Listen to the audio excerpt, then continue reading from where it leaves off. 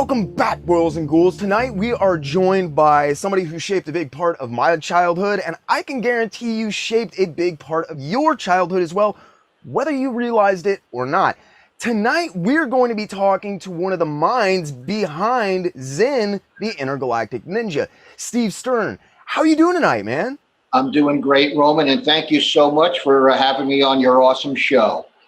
Thank you so much for being on here. It's a real pleasure to talk to you. So, I was just going to ask, how did you get into comics? I like to ask everybody this question. Sure. Well, okay, it's a long story, but I'll try to make it concise. I was about 7 years old. In the Bronx, we were visiting my maternal grandmother. You never thought you were going to hear this one, right? It's as to how I got into comic books.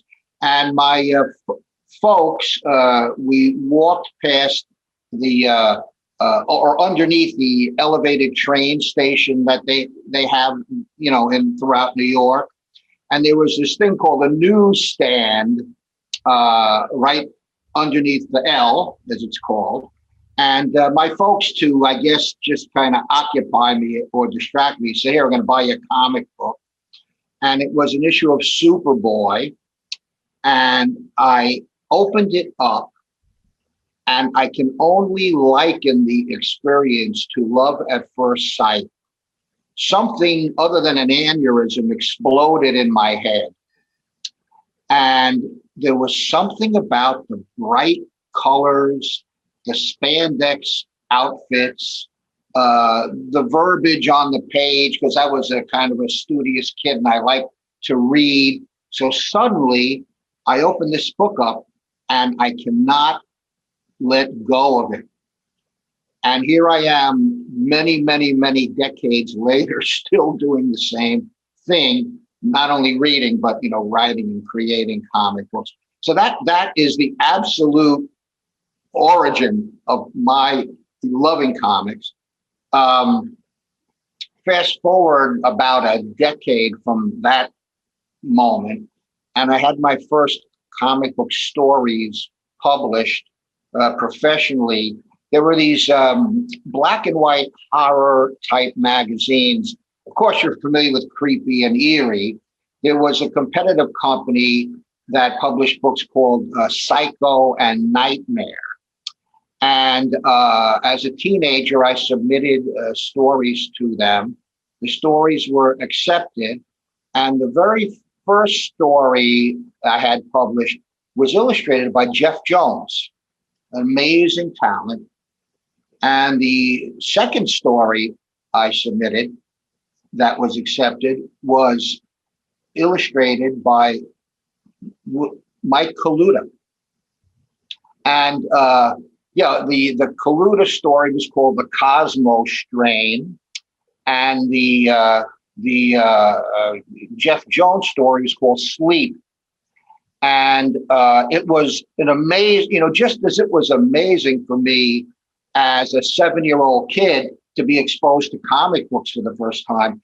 It's hard to express in words how I felt when I held these books in my hand that said written by Steve Stern and art by Jeff Jones, art by Mike Kaluta. And I went on to have several other stories published in another company's black and white magazines called things like Witch's Tales, okay? That was another, I can't even remember the name of the company. I had several stories published in them. They didn't credit the writers for the artists. But I do remember that one of my, the magazine was called Witch's Tales, the one I remember. And the story was called Eat the Flesh, Drink the Blood. Okay. And very interestingly, a couple of years ago, a guy who was put together this big book about all those black and white magazines, he had been trying to find out who wrote some of those stories. And I reached out to him, or he reached out to me, and he was elated to find the guy that wrote Eat the Flesh, Drink the Blood. And there were other stories I can't even remember. So that was my very, very early career, okay, in comic books.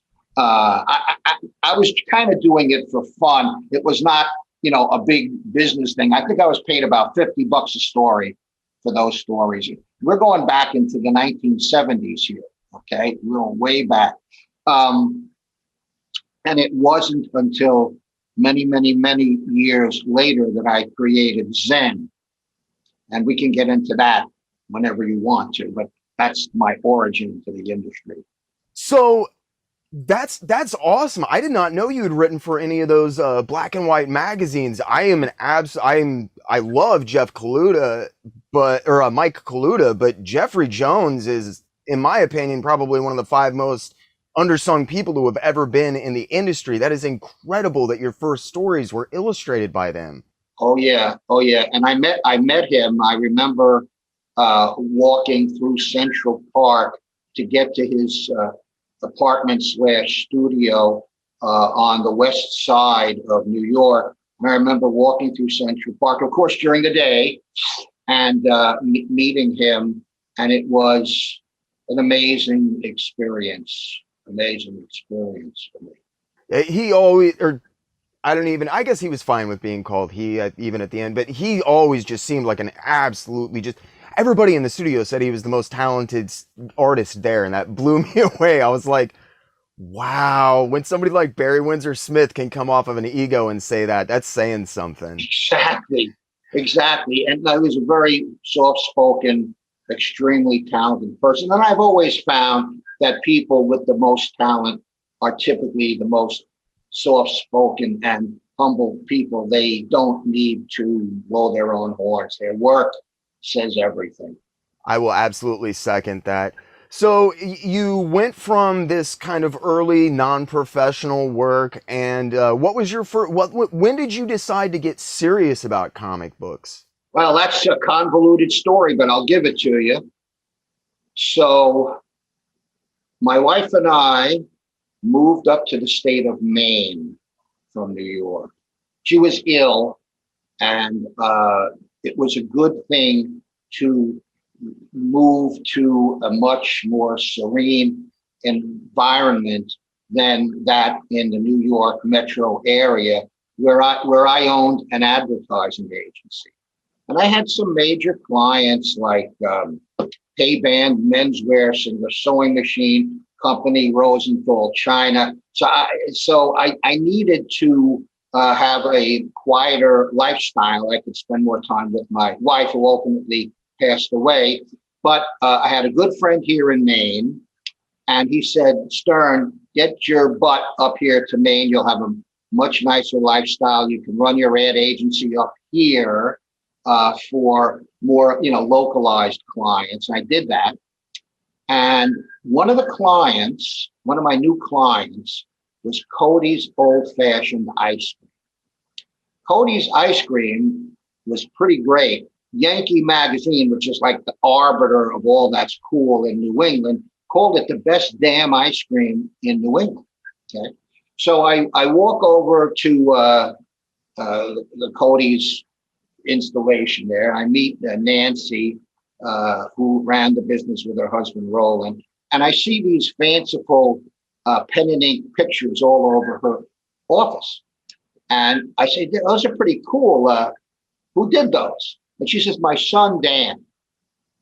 And she says, I tell you what, Steve, I'll give you our advertising account if you use Dan as the artist on all our ads. So me not being stupid said, of course, I'm going to do that. Plus, I was really intrigued by his intricate pen and ink art. Okay. So I meet Dan. We talk, we get along. And I find out that he's always wanted to do a comic book.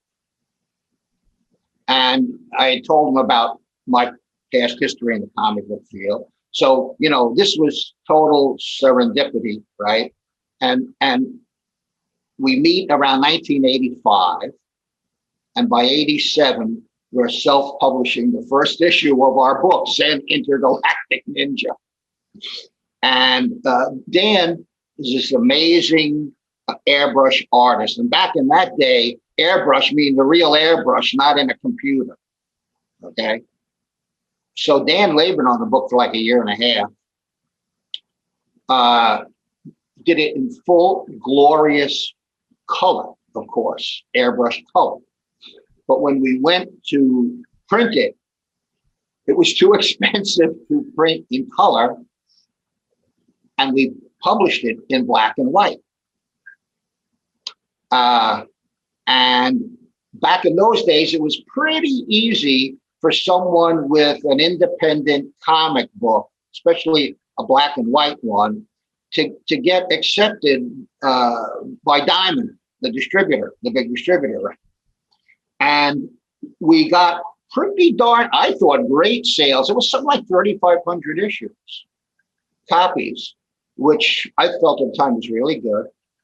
And so the book started getting some notoriety. They did some newspaper stuff on us here in Maine and some television stuff on us here in Maine.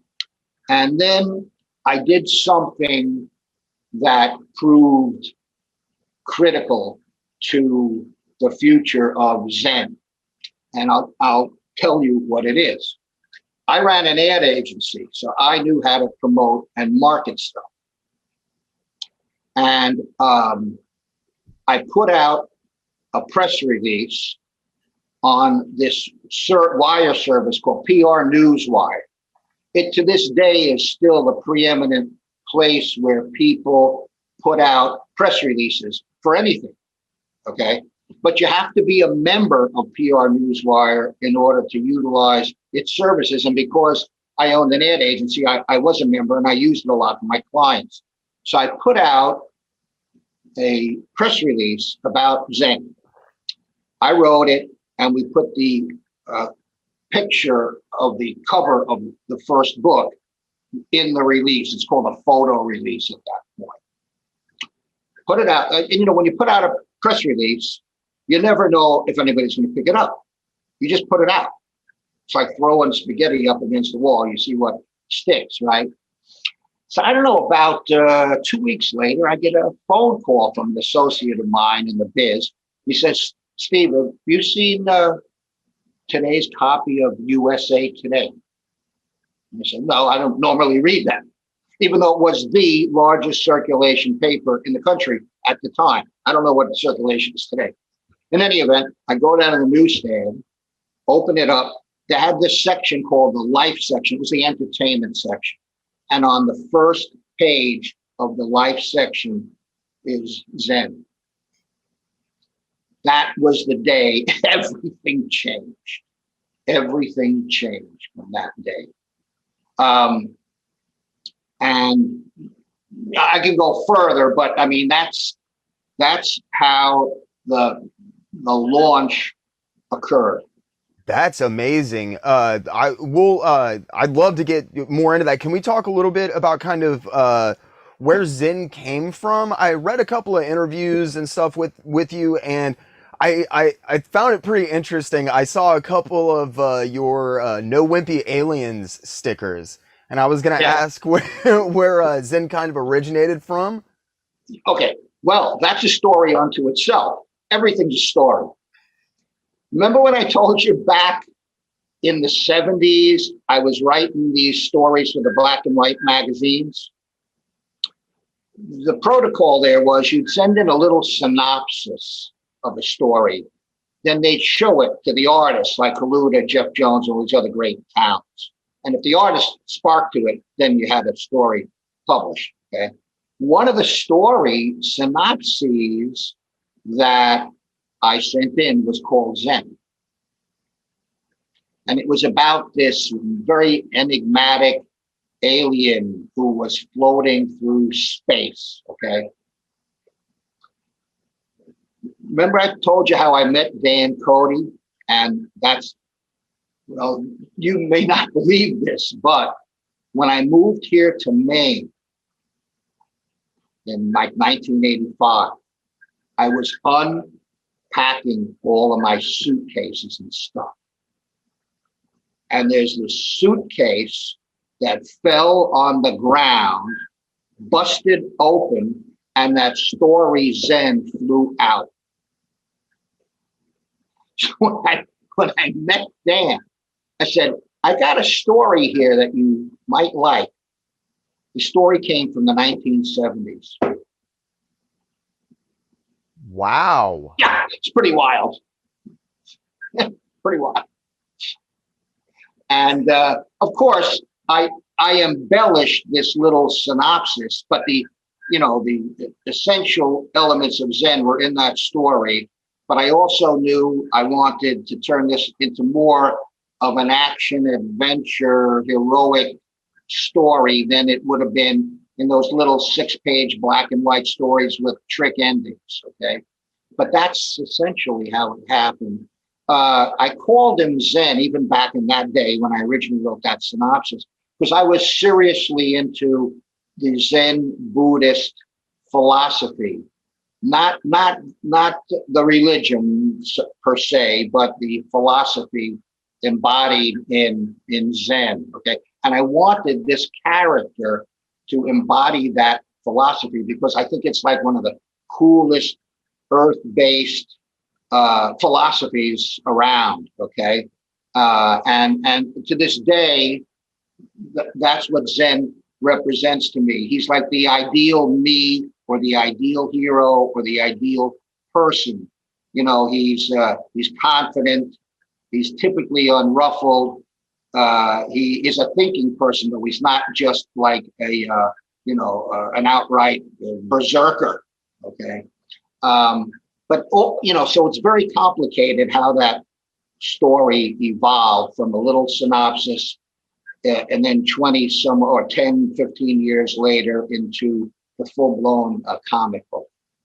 So was there from that initial transformation from that synopsis into the actual comic book with that story, you said you reworked it. Was that, did you kind of just take it and rework it? Or did you guys sit down and work on it together to more flesh out something that he would be more comfortable working on? I can't remember, honestly, because it's been 35 years. Can't remember exactly the permutations we went through. So it's a little hard to say. But basically speaking, I've been the writer and Dan was the artist, but you can never minimize the contributions of an artist. And I'm sure Dan had a lot of thoughts and ideas that could easily have found their way into the story. I just cannot remember. I was just curious about how synergistic or removed that kind of that work was, because I know he was pretty involved. You guys have had a very long-standing working relationship, Yeah. and it's rare to see people work together that long, even in the independent field, whether or not they're successful, whether or not it's on the same thing. Usually people just hit roadblocks. So I was interested to see how your guys' working relationship had kind of ebbed and flowed and evolved over the years. It's been very complex, very complex. And you may or may not be aware of the fact that Dan has done some of his own books by himself. And I've worked with a number of, different artists over the year, primarily so that we could get enough product out there. I mean, art takes a long time to do. And, we've had something over like 100 books out in the world, and Dan could not have done all of them himself. And there's a long list of very talented artists who have participated in Zen over the years, and we can obviously get into that too. So Zen is kind of on the very tail end of the black and white explosion that happened, and very close to the black and white implosion that happened. Was Teenage Mutant Ninja Turtles a factor at all in deciding to actually just go ahead and self-publish a book, or?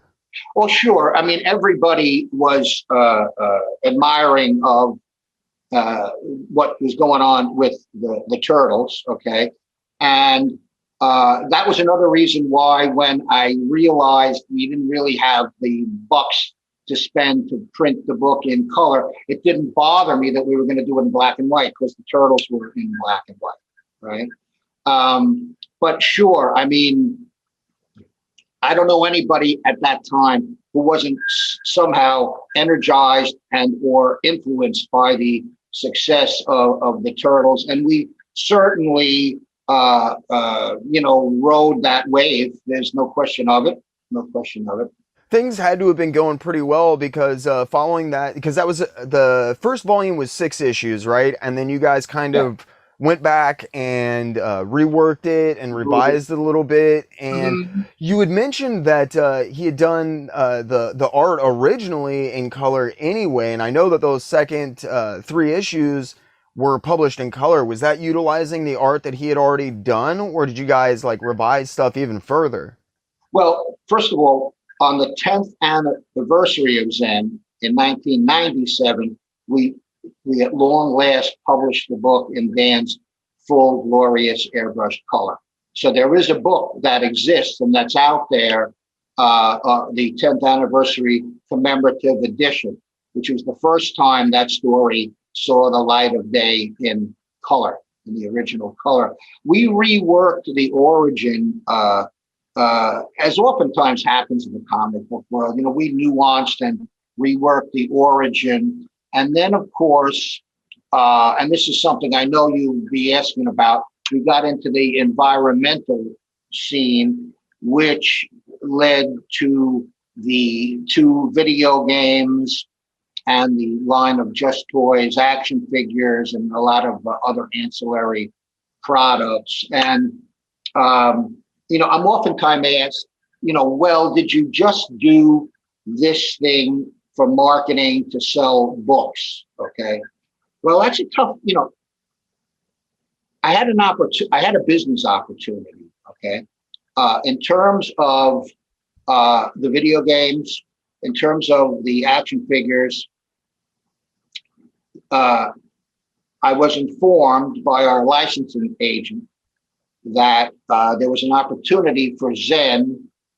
There were a lot of opportunities for Zen, but one of them specifically was if we could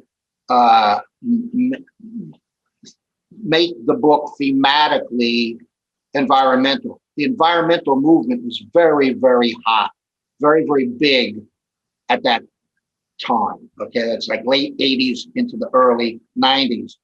Dan and I thought long and hard on it, and we were both, very much advocates of the environmental movement that was burgeoning at the time, and we did it.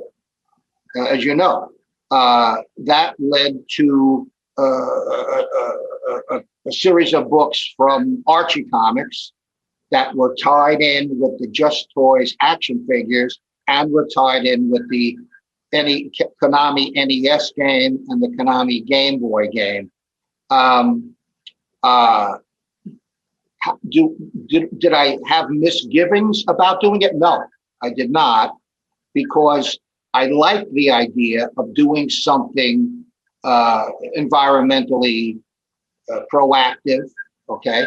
And I've been involved in and around the comic book industry long enough to know that there can be many, many iterations of a character. The characters can live, die. We even did that in our Earth Day annual, which then got done as a 3D book published by First Comics, where Zen died and came back. And that was my take on the doomsday phenomenon with Superman. Okay, so we've done environmental stuff. We've done a lot of parody stuff. We had Madonna in one of our books. She was known as Mad Donna. Okay, we did a lot. Once the book got rolling and was selling and had a high kind of profile, I just felt, wow, this is great. I want to try all kinds of different things with Zen. But the environmental thing went on for a good couple of years. After we stopped the 6 or so issue run with Archie Comics and were picked up by Don Chin's Entity Comics, we continued the environmental theme for about like maybe a dozen issues, okay, until I felt until I felt it had played itself out. Okay. And then Zen became more of the mercenary slash soldier of fortune slash bounty hunter. So yes, Zen has had a lot of iterations, and I wouldn't have it any other way. I don't regret doing any of the things we did. I wondered, I saw him, as I've mentioned several times, and I probably will continue to mention, one of the big reasons I'm aware of Zen is because I saw him everywhere growing up. And as a kid, I saw the Teenage Mutant Ninja Turtles, like, even more places. And there was stuff, anything from back then was everywhere. There was a cartoon, there was a comic book, there was, lunch boxes and onesies and toilet paper. You could do everything from eat out of these guys to wipe your butts with them. And Zen was one, seriously, and it was like Zen was one of the very few guys, and I never could figure out why. But when I was looking into your background, the fact that you come from, an ad agency, that you're aware of how the industry works, not just as a writer and not just as, say, an artist or anything, but as a outsider professional as well. I mean, that just, if somebody's offering you a licensing opportunity, that seems fairly simplistic not to take that, in my opinion. I would like to, anybody who's throwing stones about that, I would love to hear somebody at Marvel have turned down a video game for NES. Yeah. Marvel wanted to publish Zen. Most people don't know this. Really? They offered us $25,000. And I forget exactly what the terms of the offer were, but wouldn't do it, primarily because I knew what was going to happen. They would take some of their people, not the top level people, but they'd put somebody on it to write it, to illustrate it. And I did not want, to this day, to lose the control of Zen. Dan and I will, and we're 50-50 owners of the property. Dan and I will forever, until we're no longer around, have control of the property, because it's like your baby. You create it. But Marvel was one of the companies that wanted to publish Zen. But we're now published by First Comics. Great guy, publisher, Ken Levin. I get a phone call one day, and I'm living in LA now. Okay, I'm living in LA at that time. This was, oh my God, I don't know, in the early 2000s. I get a phone call from a guy who says, "Hi, Steve, this is Ken Levin. I'm interested in publishing Zen." And I knew who Ken was. He's the guy who, with a couple of partners, started First Comics. Publishers of Badger back in the day, Nexus back in the day, many other Mike Grell stuff. Okay. And so when Ken said he would like to publish Zen, in a New York Minute, I went and I met him over there in Toluca Lake. I remember the day we met.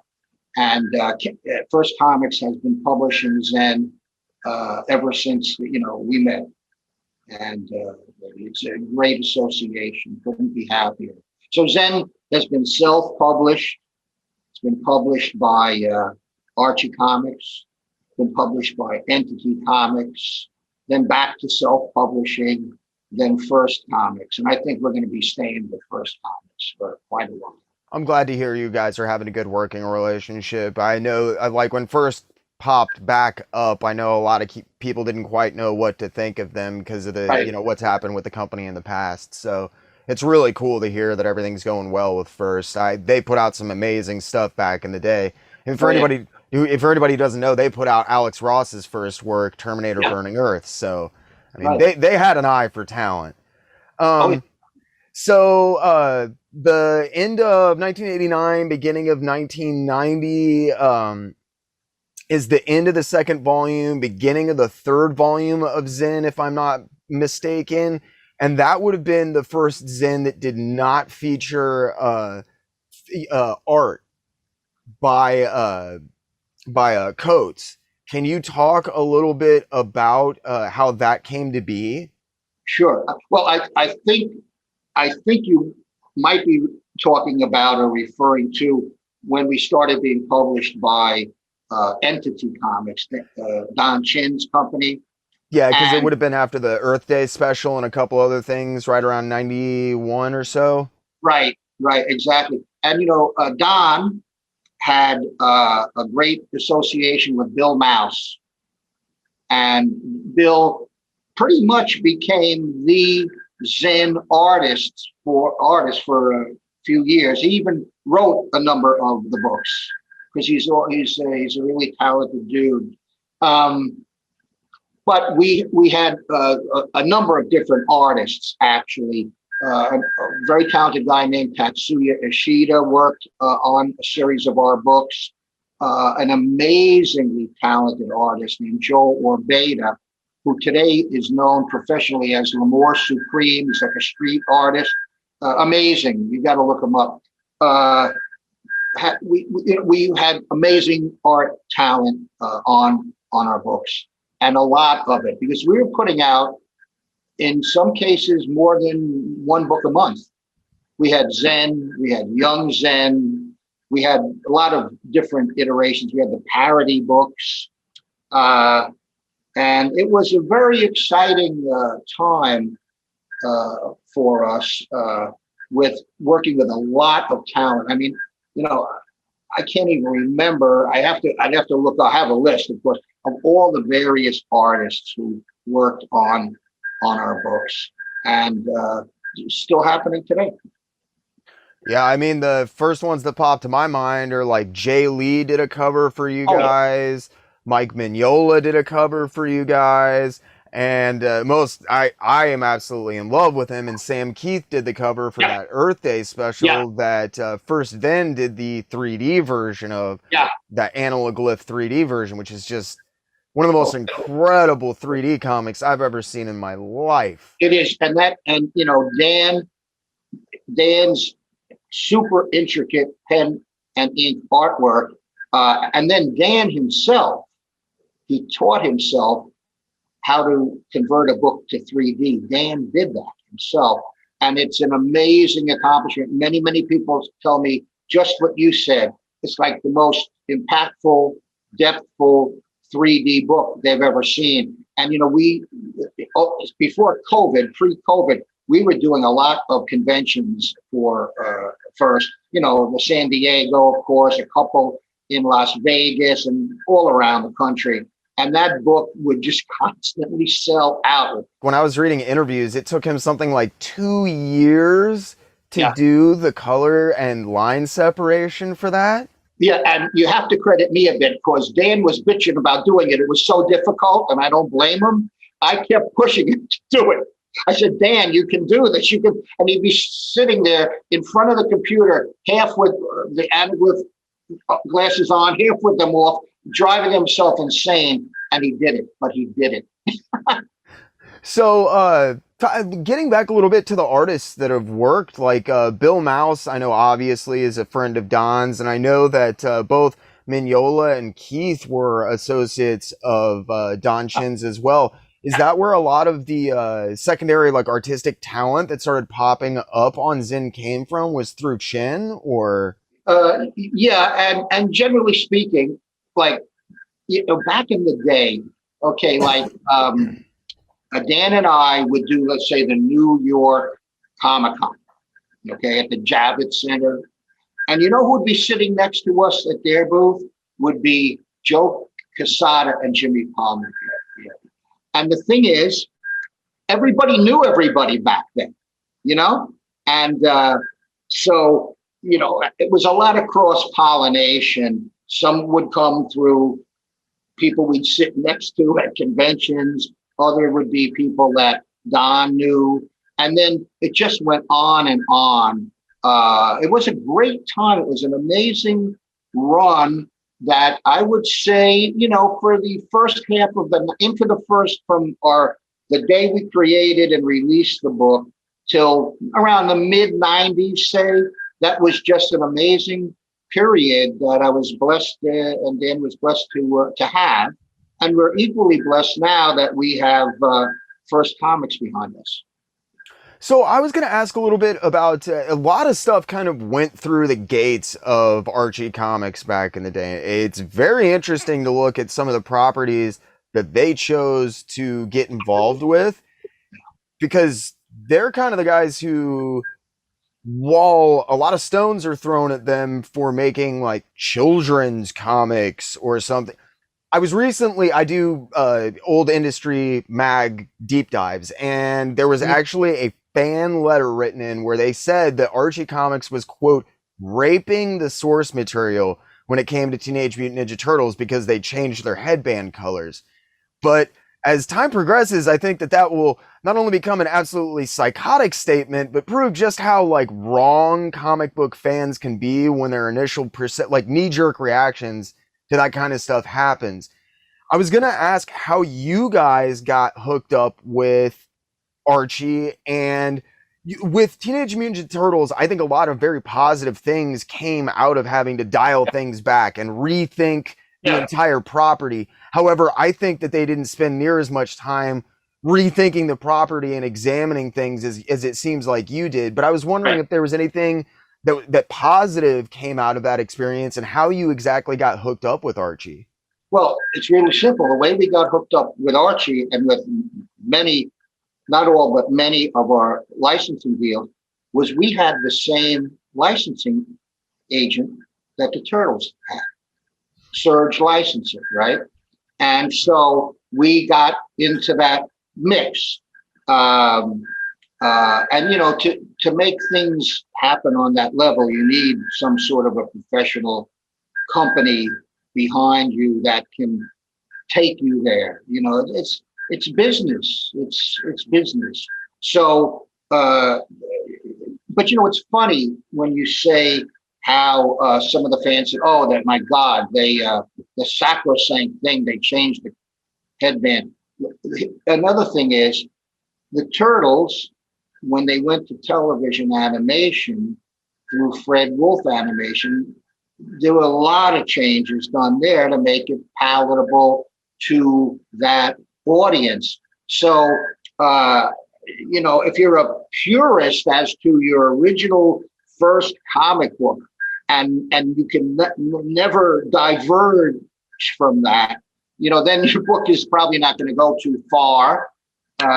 You know, this is real life here. We're dealing with real life. You know, there are a few people on the internet who read at me because I took advantage of business opportunities. Okay, I don't mention who they are or where they are. But, you know, all I can say is, you know, we live in the real world. And if you want to keep publishing your book, you got to make some money on it. You know, you have to have some success, as it were. And so,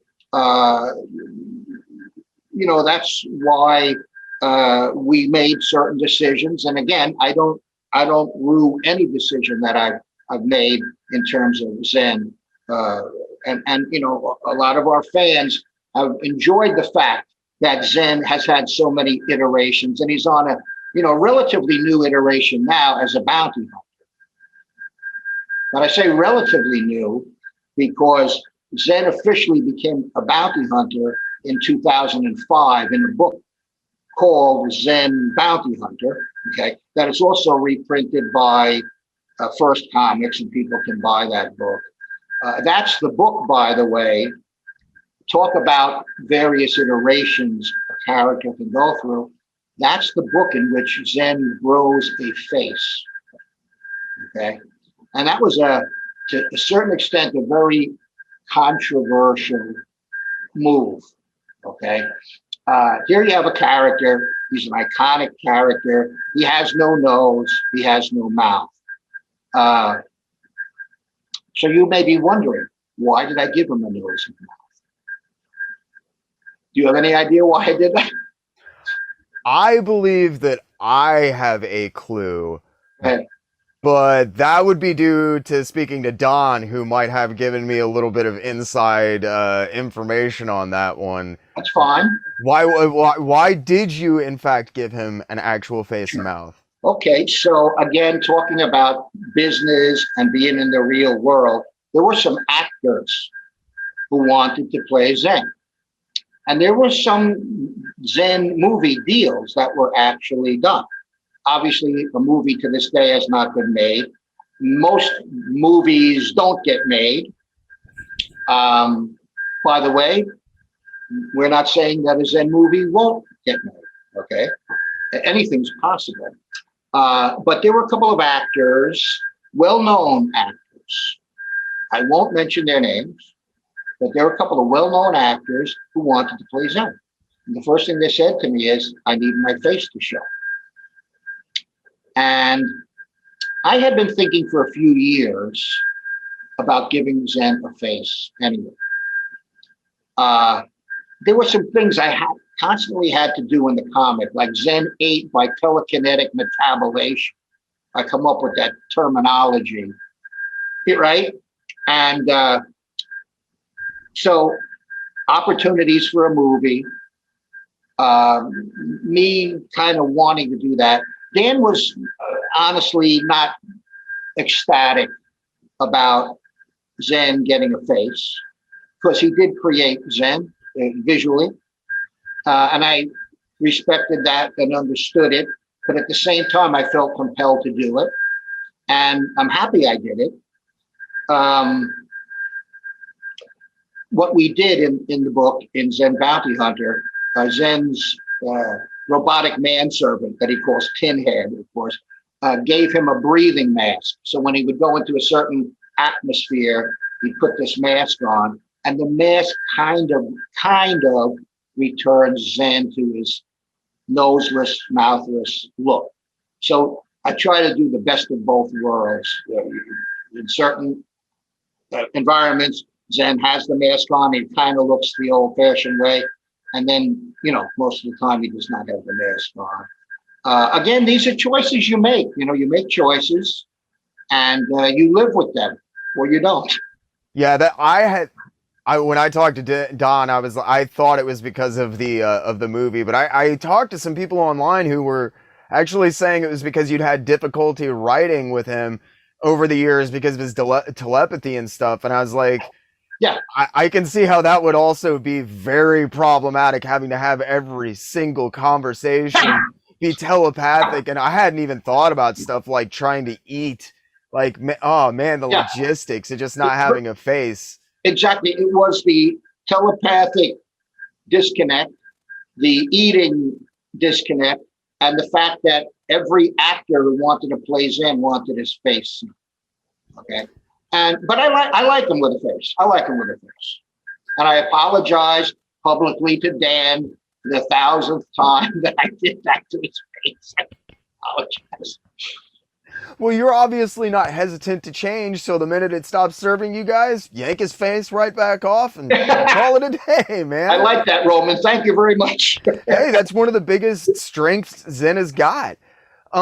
So going back a little bit and just hitting on some of the people that have worked on Zen over the years, for me, when I was researching stuff, and I have to admit I was kind of younger when a lot of these books came out, so Bill Mouse's stuff for a lot of the ads in the early 90s when he was in what I would call his very, very heavily McFarlane influenced era, was like, that's what springs to mind.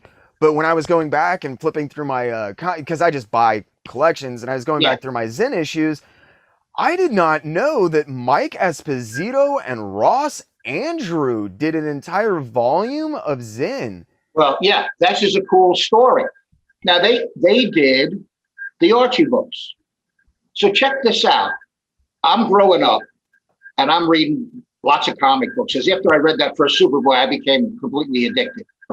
One of my favorite books growing up was Metal Men, because it was so unique in its concept and its art. So can you imagine, I get this deal to have books come out from the Archie company, and they say to me, would you like to have Ross Andru and Mike Esposito draw your book? Well, my head blew off.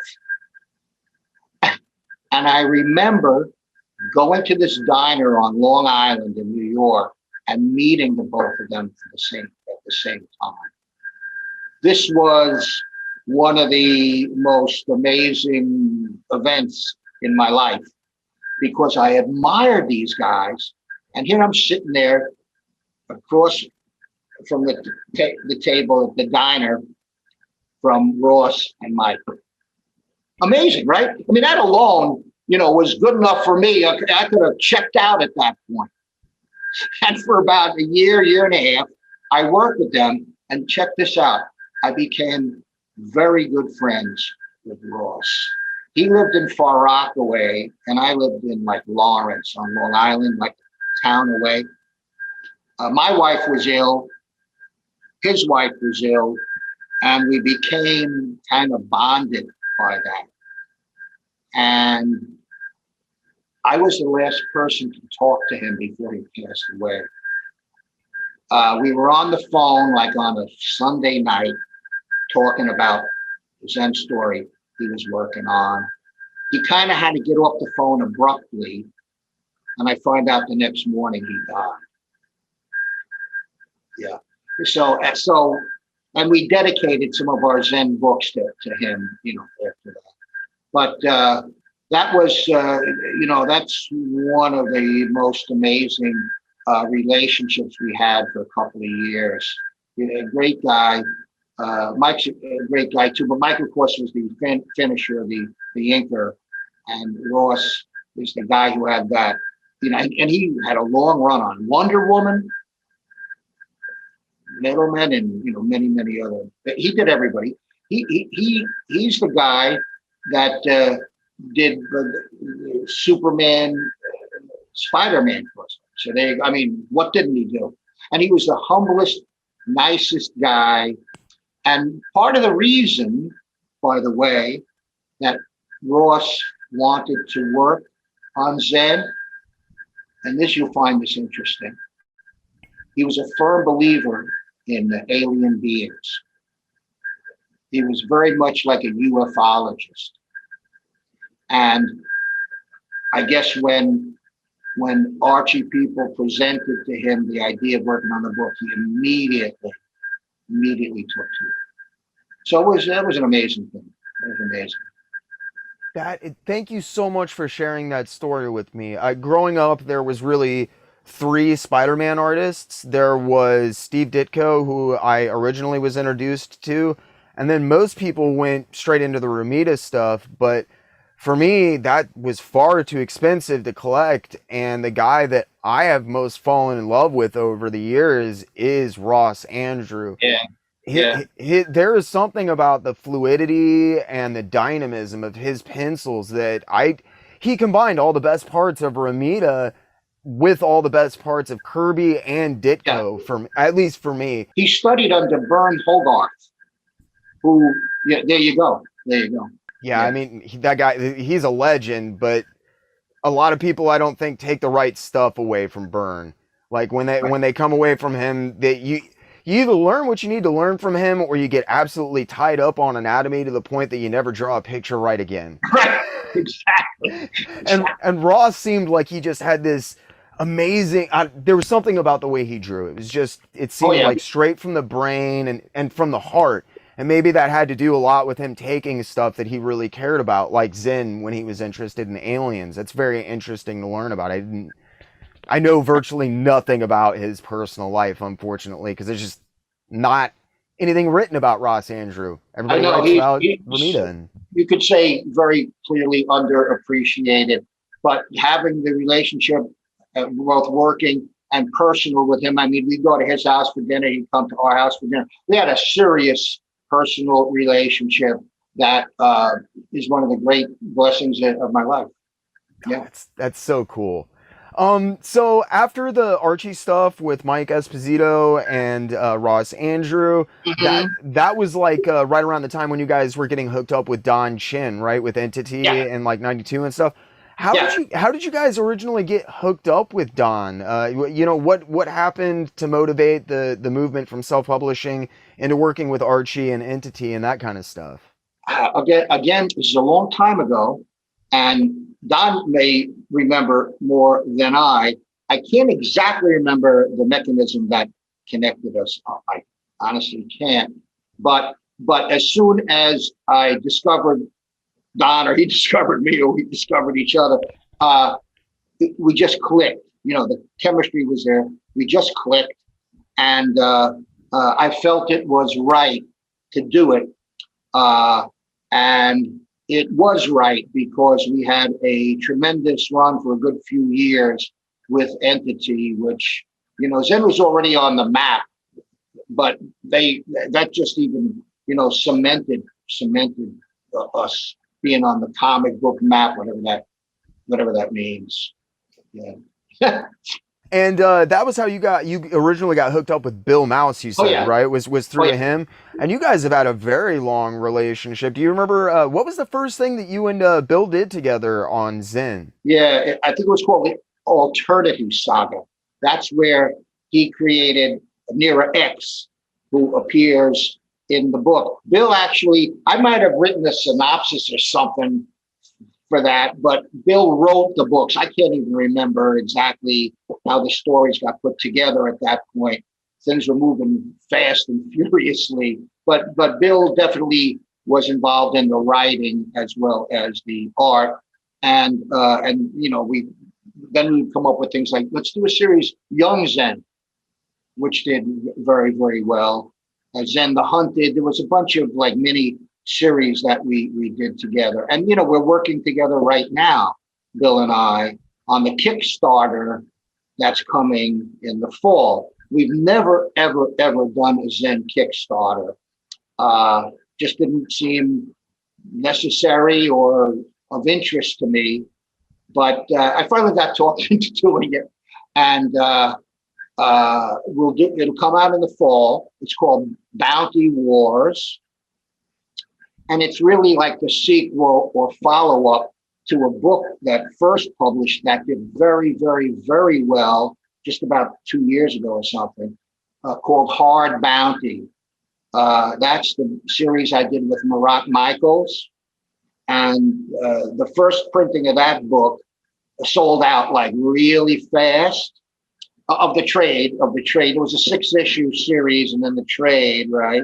And the trade sold out really fast. And then suddenly I'm seeing like on eBay and on Amazon, people are asking for $150 for that book, that one book. Yeah, there might still be one right now there for that. So I said, well, something must be going on with this book, right?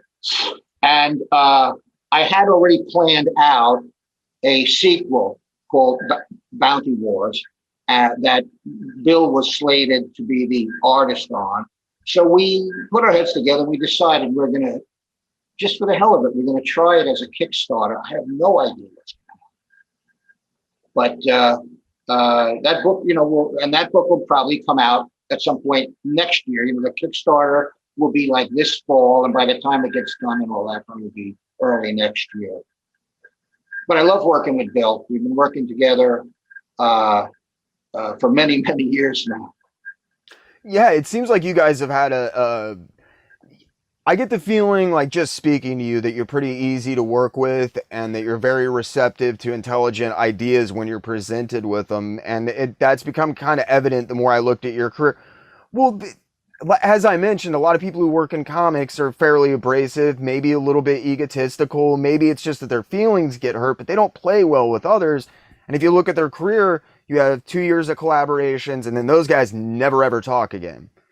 And maybe 30 years later, they get coaxed into doing a series. But that is a juxtaposition of when you look at your credits, because it seems like you work with someone 1 or 2 times, and then you develop a relationship together that is beneficial, and you guys move forward, and it progresses and blooms over a number of years.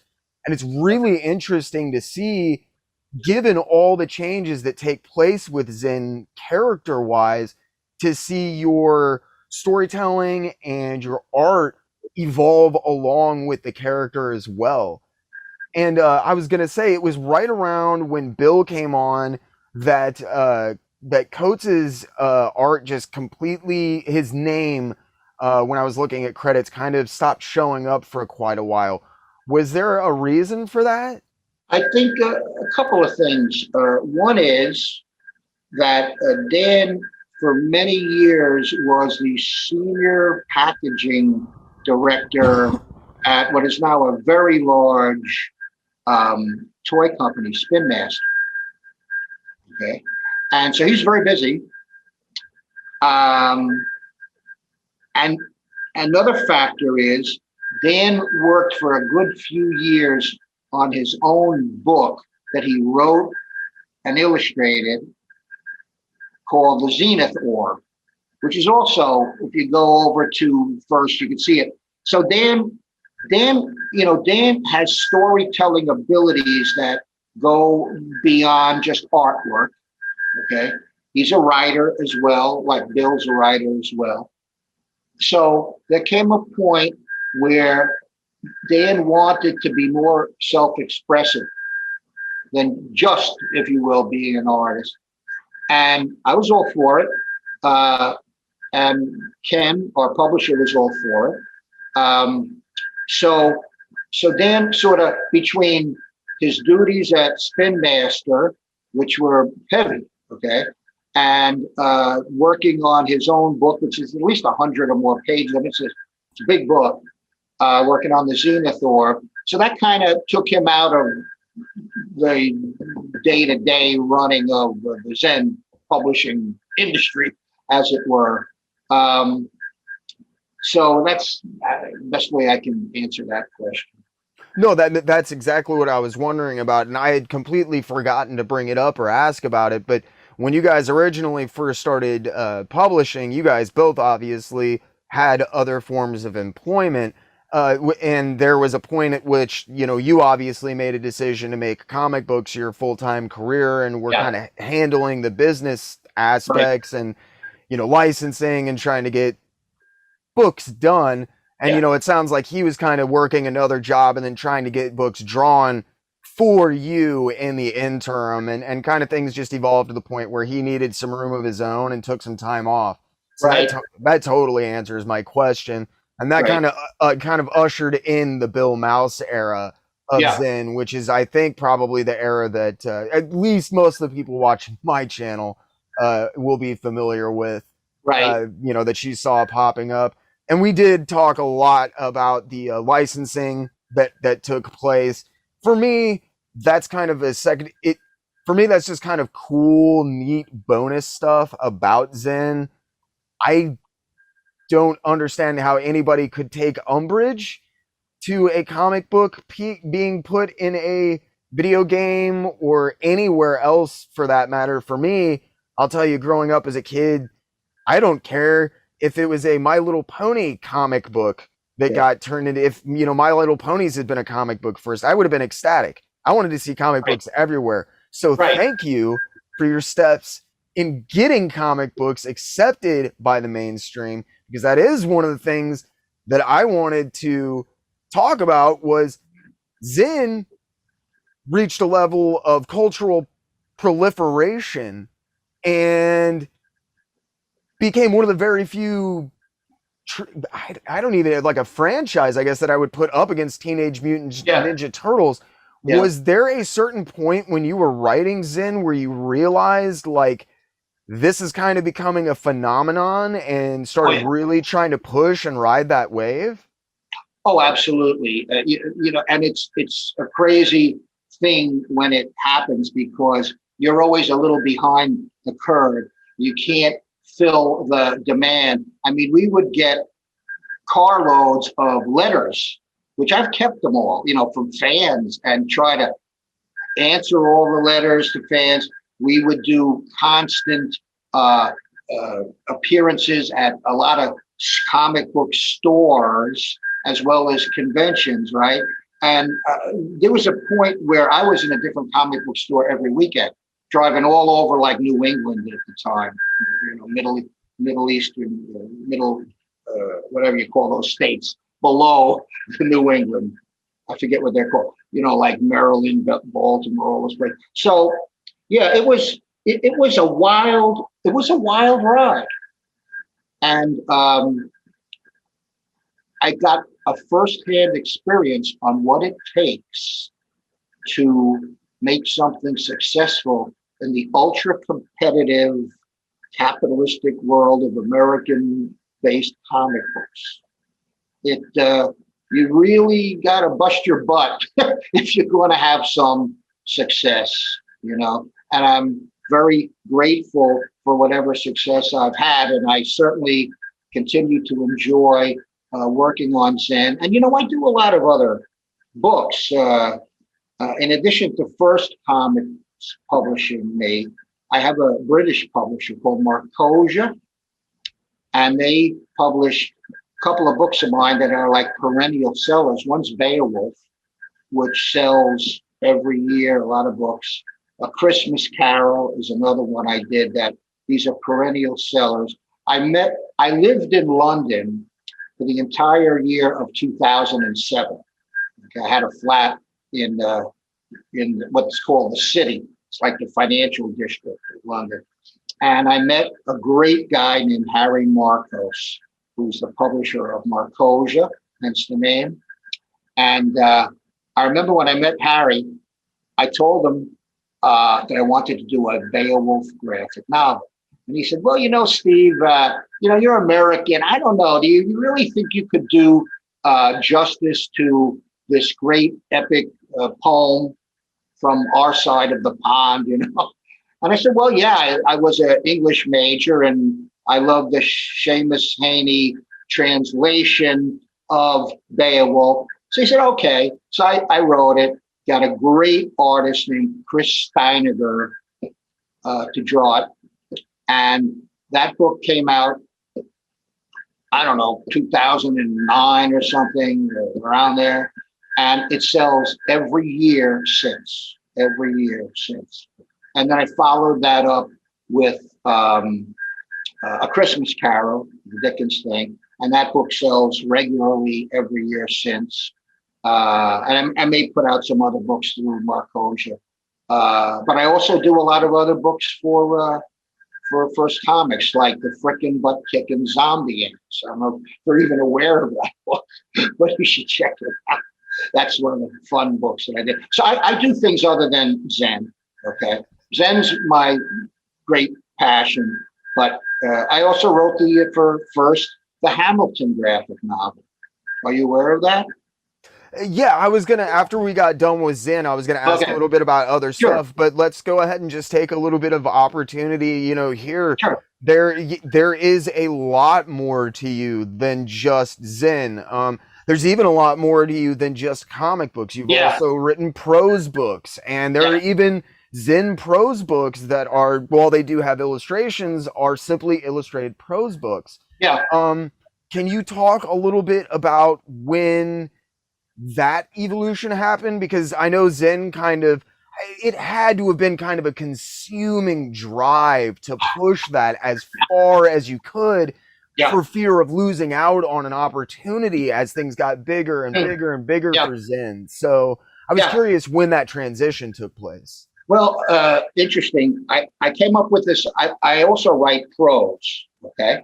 And I came up with this idea that originally was called Zen Illustrated Novellas. And I started writing these prose stories, and like Bill would illustrate one, somebody else would illustrate another. And they did rather well in the marketplace. They all got grabbed up. And interestingly, I'd say about 6 months after the first Zen Illustrated novella came out, Marvel came out with a book called Chillers. And they were prose books with some illustration, right? I'm not saying they said, look what Stern's doing. They do Stern, right? But and by the way, I have a brand new book. We're now calling it Zen Illustrated Fiction. I have a brand new Zen prose illustrated book coming out just a little later this year, and it's going to debut at an event we're going to have at, I'd call it one of the leading. Okay, I moved back to Maine. Okay, I lived in Maine where I met Dan in the 80s. Then it was back to New York. Then it was to Los Angeles, where I lived for like 20 years, with the 1 year for London carved out of that. But I moved back to Maine last year in COVID year 2020. I'm pretty much intending to stay here now. It's a beautiful place. When I got back here, I met with the owner, Sean Goodrich of .com Comics in Freeport, and it's one of the top stores in the state. Sean also owns www.sellmycomicbooks.com, which is a very significant seller of collectible comics.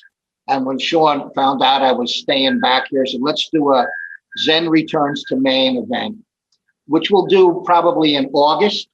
And at that book, the new Zen illustrated fiction book called Welcome to Paradise City will come out. And it also has a variant cover edition by a guy named Ryan Wing, who's a very talented Maine-based artist. So I love writing in Welcome to Paradise City. It's sort of a take on Zen being a PI. One of my favorite authors is a guy who passed away a few years ago, Robert B. Parker. He created all the Spencer books. Spencer for Hire was a TV show. And I just really loved his kind of spare, witty writing style. And I'm kind of trying to channel that a little bit in Welcome to Paradise. So I'm doing that. I have a bunch of other books in the queue there to do, but the next one after that will be the Kickstarter book, which is Bounty Wars. And I must say that the fact that the Mandalorian, who is a bounty hunter, is such like a huge cultural phenomenon now, has definitely been of benefit to Zen. A lot of people get in touch with me and ask me, is he just a bounty hunter now because of the Mandalorian? And the answer is no, he's been a bounty hunter for over a decade, right? But it's interesting how, you ride these different cultural waves over long. When you're around as long as we are, you ride a lot of different cultural waves. You have to survive and to stick around. And I think that's one of the intelligent things. It's funny to hear, people have such weird knee-jerk reactions like, did you make him a bounty hunter because of Mandalorian? Like, you can easily get online and look up the fact that he became a bounty hunter, let's say 15 years before the show came out, guys. Like, that's 2005. Yes. Yeah. Obviously, I did. I own a time machine. I did go back in time to rip that off. That's great. Not to get my great-grandpa bonds or anything. I went back and ripped off the Mandalorian. Yeah. This is what happens. There is one guy, I will not mention his name, very high-profile guy, and he really cannot stand the fact that I've had any success with him. I don't respond to it. Life is too short. I'm a believer in karma. There's no need for negativity in this world. I'm like Zen. I believe in karma. Okay. Amen to that, brother. Yeah. I get some of the stuff I see posted on my YouTube channel where I'm like, really? I sometimes actually, I have a lot of fun because you read these like horrible. I remember reading a comment that was like, called me a crack addicted, AIDS infected Matthew McConaughey. Really? Oh yeah. He talked about how he performed fellatio on his block for cocaine. And I was like, wow, I got to the end of this huge, long, ranting comment. And like, I wasn't upset. I was more just taken aback at like the amount of time and effort that had to have gone into thinking this out. And I was like, yeah, I'm fairly unhealthy. And that's because I'll gain 15, 20, 30 pounds in between videos because I have a lot of health problems. And I was like, yeah, okay, I can see that, I look like a crack addict or something. And I get in the comment section, it's like, man, I know things have been really rough lately. And this comment just, I hope you're okay. I just want you to know, I hope you have a good day. Maybe put this amount of time and effort into making yourself feel better. And Yeah. like 2 or 3 weeks later, this guy got onto my thread, and he's like, "I don't even like comic books. You made me cry. Thank you. I needed Oh human my contact." God. And I was like, "Oh my God. Okay. Well, it just makes you think, that people's Yeah. reactions to some of this stuff is the motivations for some of it. Totally, Well, absolutely bizarre. You're like, you're not even talking about Zen, are you? No, you're upset because your mom yelled at you about whatever it was last week. exactly. Well, social media gives everybody a platform for better or worse. Everyone is entitled to their opinion, and so be it. Fortunately or unfortunately. Yeah. So, the as the '90s moved along, kind of there was this huge boom. For a lot of people who are younger that are watching this, they hear a lot about the boom, but I always have to point this out because they did not live through it. But Yeah. like, you had record-setting numbers in 91, 92, 93 from Marvel where they're consecutively breaking their own modern age records with Yeah. Larson and Liefeld and Lee and McFarlane. Harlan. Yeah. And then come 1996, the bottom was falling out. And by 97, basically all the big boys were scrambling. They did not know what to do. Marvel would declare bankruptcy within a Yeah. year. DC was very close to throwing their basically everybody except for Wonder Woman, Superman, and Batman under a bus. Yeah. And you guys moved away from Entity with Don Chin, which obviously ceased to be, Yeah. unfortunately, and moved back into doing your own books again, correct? Yeah. Very sporadic. Uh, I moved out to California. This was after my wife had passed away. I moved out to California, just get a new look on life. And so I published a few books sporadically. Eventually, Dan and his family also moved out to LA. Okay. Dan's still out there now. And we slowly but surely started publishing again. There's actually a bunch of Zen books that we published then that a lot of people, including yourself, might not even know about. Okay. Um, Like that Barbie Twins crossover? yeah, stuff like that. uh, but eventually, and there was a couple of Zen stories in Heavy Metal magazine too that happened. Okay. Zen might be the only property that's been both in Archie comics and Heavy Metal. I was going to say, I would not doubt that. I was going to ask about Heavy Metal here, and I think it was Mix magazine as well, where some stuff. Yeah, yeah. That's just, I mean, it's like just different opportunities occurred when I moved out to LA. And many of them I took advantage of for fun and just, to keep Zen alive until I knew the time would come when we could get serious, totally serious again about publishing. And that time came when Ken Levin called me and said he wanted, he was reviving First Comics and he wanted to publish Zen. So yeah, there were some books that, were just kind of offshoots and some different things I did, like a couple of things in Heavy Metal. But we got going again when First Comics came to us. Thank you. That answers a bit my next question, which was going to be, was that I wondered if that was more about just keeping busy and making sure that Zen remained an object in people's consciousness, which you'd spent 20 years already at that point, kind of cultivating him to be this ever-present, lurking right behind your first thought when you flipped open that comic book. That first ad that you saw was going to be that Zen ad, you were just waiting for it. Yeah. And I kind of got that feeling from a lot of those, because I did actually track down several of those in prep for this interview. And I had never even heard of that Barbie Twins crossover. Yeah. I was very surprised to find that. And then I was like, wait a minute, Heavy Metal with Zen? Yeah. That is incredible. I hadn't even thought, because, you know, you have to quantify all this stuff, and I'm putting it down and chronologically laying stuff out. But yeah, I think you're right. I definitely have I can't think of another comic book property that you could even put up for Archie and heavy metal. That's Right. incredible. Do you know we also did either a 5 or a 6 issue series called based upon 9/11 called The Fateful Day? Does that even okay, because that book, people write to me about it. They can't find all the issues. Uh, that was in our period where we were just kind of doing stuff we wanted to do.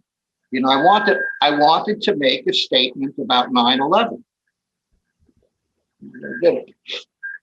I was lucky enough, I used the Wayback Machine, and Coates had a really wonderful site that he maintained up until about 2019 or 2020, which is down. But thankfully, I was able to go through there and get a very good idea of, what he put out, and get a little bit of his insight actually as well, into what was going on, which is kind of where, a lot of my questions are coming from, because I'm just only have his side and then your side from interviews.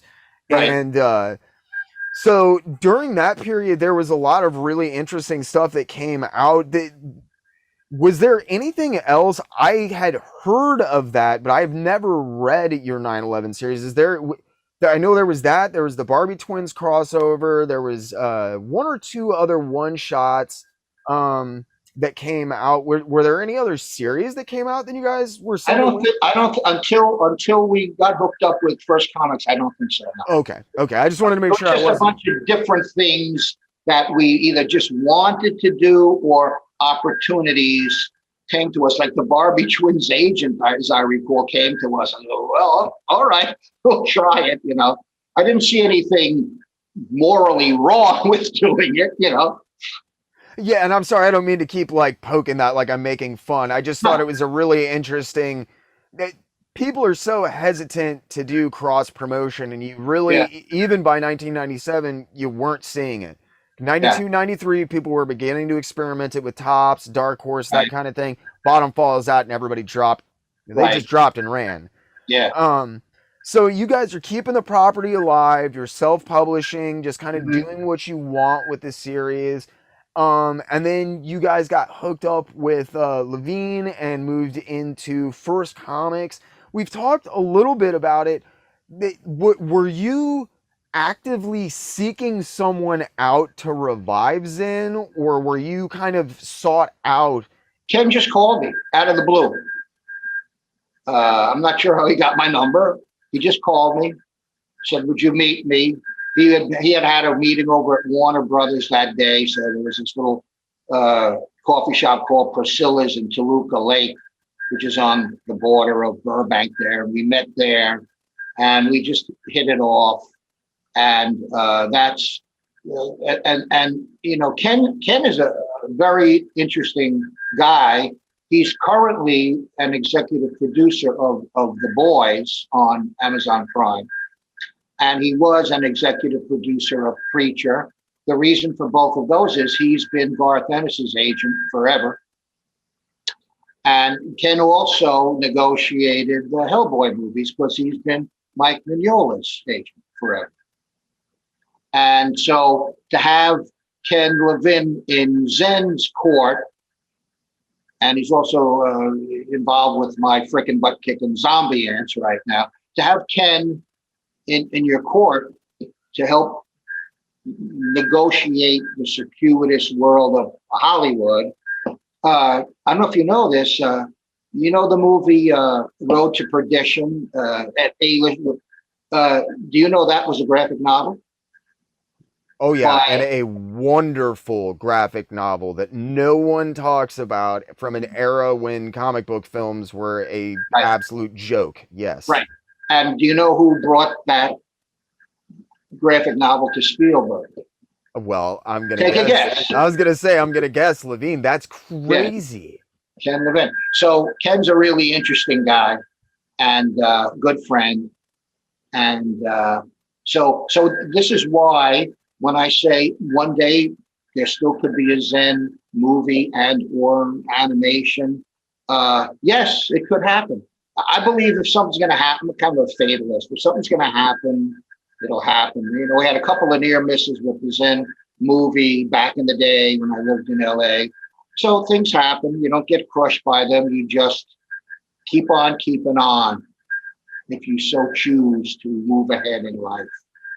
Yeah, I mean, I think if there's hope of somebody like Usagi Yojimbo getting a Netflix animated Right. television show drawing on like some obscure storyline that showed up 20 years ago about a space version of Usagi, Yeah. that somebody is flexible, that has so many stories and so many iterations and versions and even physical characterization, because you could even do a silent, a semi-silent animated web comic version of Zen wonderfully. He's so Yeah. just absolutely, you could do anything you wanted with Zen, which is one of the things that I have always found intriguing about him, is his flexibility. When you look at him, you would think he's so staunch and rigid and you couldn't do much with the character, and you've proven over the years that that is so far from the truth. Yeah. And it seems also that you've been absolutely blessed. For anybody who does not know, the guy that you were working for that was licensing for Teenage Mutant Ninja Turtles is one of the most legendary licensing agents in Yeah. Hollywood history. I mean, literally, you can hear about him. He's got some good interviews on the Yeah. Netflix show, The Toys That Made Us. And Right. listening to him talk, the man is an absolute visionary. Oh yeah. Oh yeah.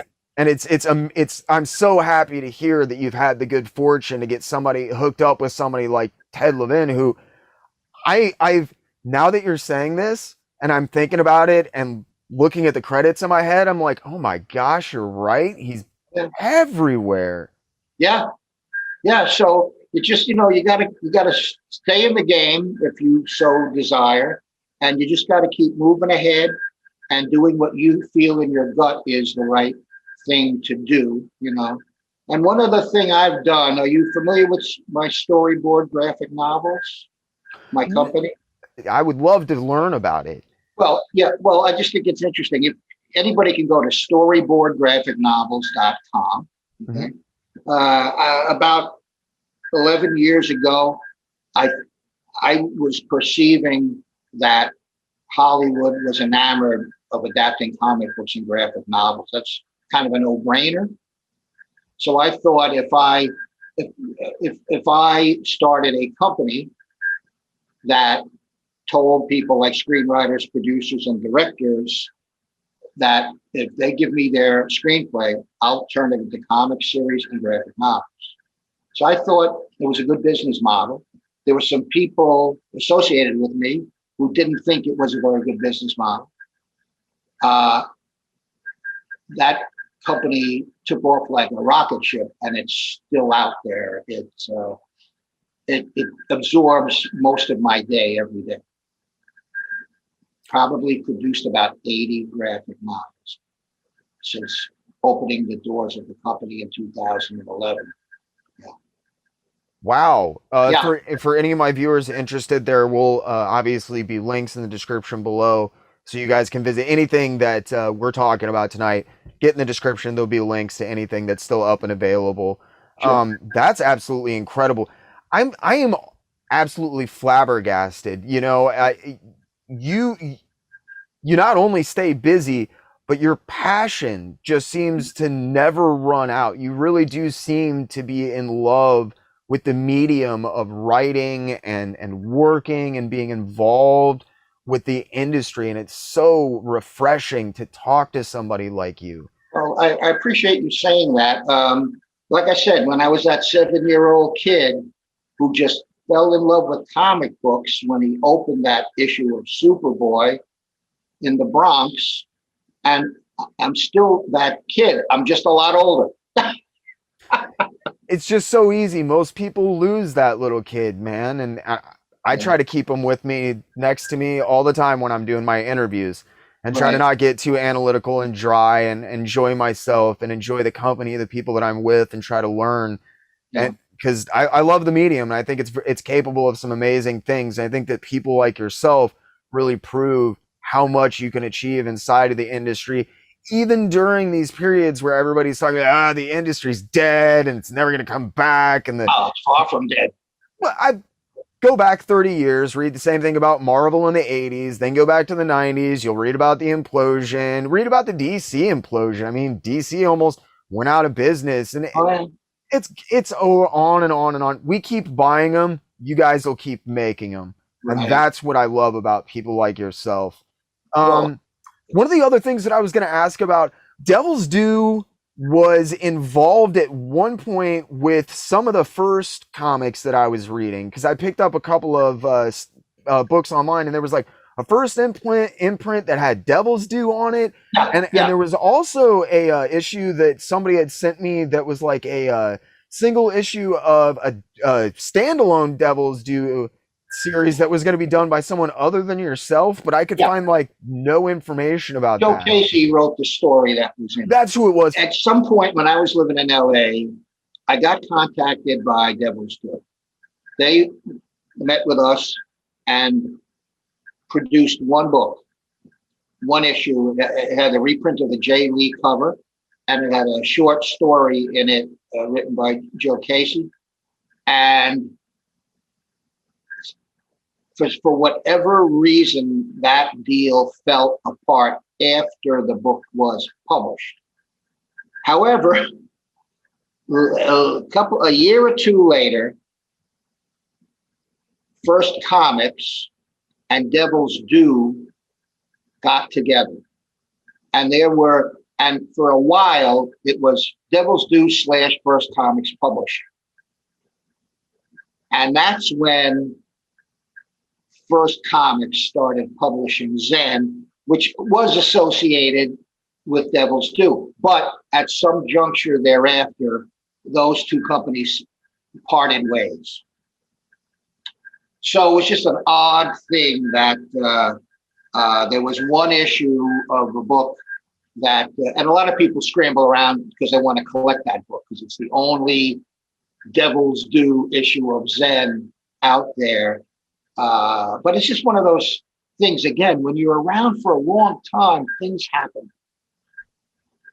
You know? Oh yeah, and I don't mean to pry. I didn't mean that. Yeah. I just was very curious, because I try to do pretty extensive work, and like I found I think it's a issue 0, and when I read it, I was like, this is fairly interesting. I'm interested to see where this goes. And then there was nothing else. And then the next thing that I found, it was like the blue imprint, it was first, and it had Devil's Due, and I was like, wait a minute, Devil's Due first? My brain hurts. I'm confused. Yeah, well, me too. I mean, again, it sounds like it. That is an amazingly strange coincidence to have a deal fall through with one company, be approached by another, and have the two companies convalesce for a brief second. And then go, yeah. Well, again, you stick around long enough, all kinds of things are going to happen. I was going to say, but it's bizarre, but truly seems fitting for Zen, the man of literally many faces. Exactly. And by the way, you've been very complimentary, and I want to compliment you. Your passion for, interest in, and voluminous knowledge of not only Zen, but I can tell all comics, is very impressive to me. And this has been one of the great interviews I've had, because your questions are spot on and show your passion and love for the medium, which means everything to me. I can't tell you how much that means to me. I want to share this passion with people, because comic books are capable of achieving change that no one is willing to admit or discuss. And to be able to speak to professionals such as yourself, who have, and I'm not joking or trying to placate, really shaped my life and my existence and made it a better, more enjoyable one, and made me a better person. By reading comic books, it exposed me to a world of knowledge and literature outside of comic books that I never would have been aware of. It's an absolute pleasure and an honor to be able to meet people who have kept the written word alive. Because my entire life, people are championing its death, and I just think that's crap. That ain't going to happen. not with the Disney owning Marvel and Warner's owning DC. It ain't going away, which is great. Which is great. You have the same passion for comics that I have, and I picked up Superboy. You picked up Hulk. There you go. It truly is, and it's a life-changing experience, and it's always amazing to talk to somebody who's able to keep that same passion with them. So getting back just a little bit, we'll wrap up and get into what's going on with Zen at this point. I will get out of your hair because I know it's been almost 2 hours. You guys did Hard Bounty. You moved into First Comics. It sounds like there is a wonderful working relationship. Now, we talked a little bit about the upcoming Kickstarter and what you had planned for the for the upcoming release of that. Do you have anything else that you guys are working on as far as Zen projects? I know that one's basically been written. Are you guys do you guys have plans following that for when the Kickstarter's released? There's Bill is going to do a second Zen Kickstarter that someone other than myself is writing. Okay. And when he's getting ready to talk, he can talk to you and he'll tell who it is. So right now, the next Zen event is going to be the Zen Returns to Maine event at .com Comics in Freeport, Maine, where the Welcome to Paradise City illustrated fiction book will debut.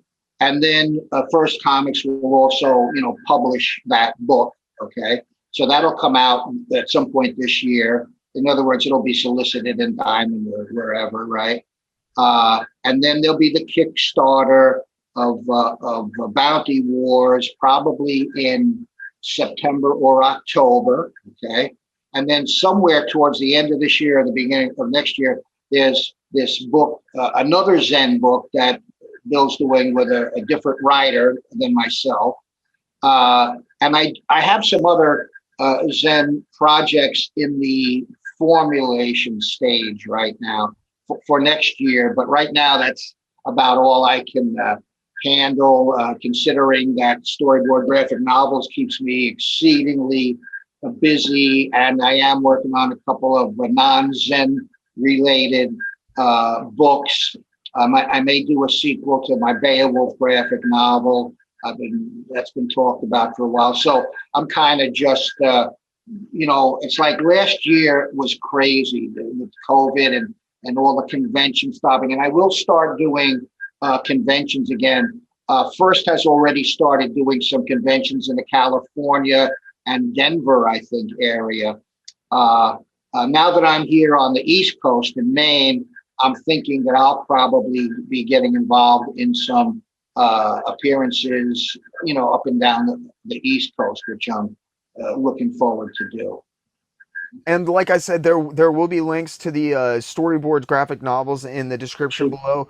We've talked a little bit about your stuff that's been published over in England, and I have to admit, the Beowulf sounds very intriguing to me. I'd love to check it out. Is there a good place for people in the U.S. to pick that stuff up? Do they have a U.S. distributor? I think what people do is they go to the Marcosia site and they order it. But I don't know if you can see, but this is the beautiful hardcover edition of the book. Can you see that? Yeah. That's the front. That's the back. The book initially came out as a paperback, and it was so well received that they put it out as a hardcover. So that's it. Yeah, so if you go to marcosia.com or just look up Marcosia Publishing, you'll see it. Cool. I'll have to do a little bit of digging whenever we get off here. So for anybody who's watching this later on, there'll be links down there for if I find any good US distributors or if that's the best place. I'll make sure there are links in there to check that out because that sounds really interesting. Do you have anything else, in the pipes? Anything that you'd like to talk about? Anything that I can plug for you? Anything like that? Well, I would just say this. I've been approached by some people who are involved in this NFT stuff. I was gonna ask about that. I am like completely untechno savvy, and I don't even know. I was trying to figure out exactly what NFTs are, and they're like cryptocurrency, but not crypto. Like, Yeah. okay, collectible, one of a kind digital art. I Yeah, think. well, it's a little abstract in some ways. There's some people who have been very successful with these. So I've been approached by some people in that realm to try a few things. One of the things, I'll hold up another thing. Now, you may or may not know about this book that I wrote and was published years ago, Shy Girl. Shy Girl is going to be the subject of a set of NFT cards. It's all I can basically say at this point. I will give it a shot.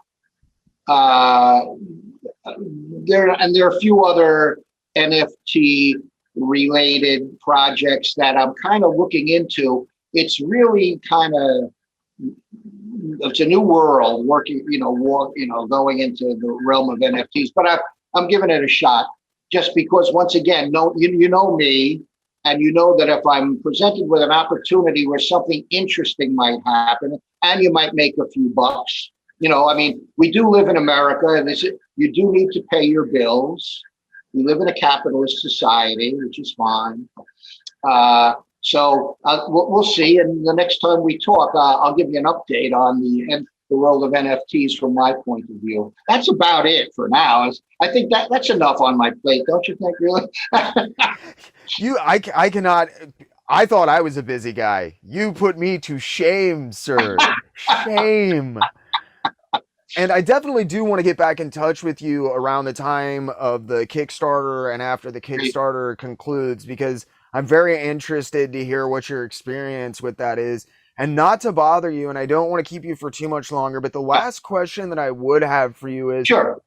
you have been involved from black and white independent self-publishing to Archie comics to Devil's Due, and you've seen kind of the rise of digital technology, communication, and an absolute paradigm shift when it comes to not only the production and assemblage of comic books, but also the production and assemblage of comic books when it comes to the convalescing of minds. Like, you don't have to just call someone or go to someone's house anymore. You can have a Zoom conversation with someone.